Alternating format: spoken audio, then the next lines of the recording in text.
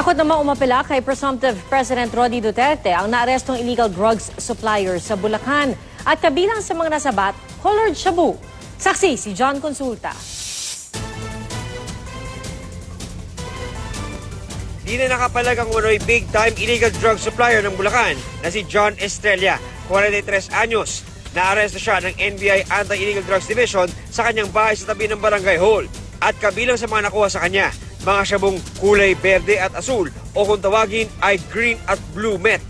We would assume na itong red or blue colored shabu will produce the color na kinikerry nito. So para mas maging mabenta rin siya? Parang mas mabenta siguro. Kasama mga colored shabu sa halagang 1 milyong high-grade shabu na narecover. Di na ito Estrella na takot pang umapila kay presumptive President Rodrigo Duterte.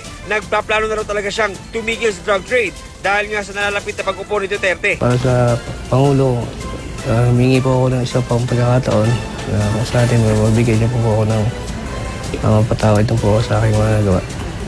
Bukod sa droga, nahulihan din siya ng kalibre 45 baril at electronic weighing scale. Ako si John Consulta, ang inyong saksi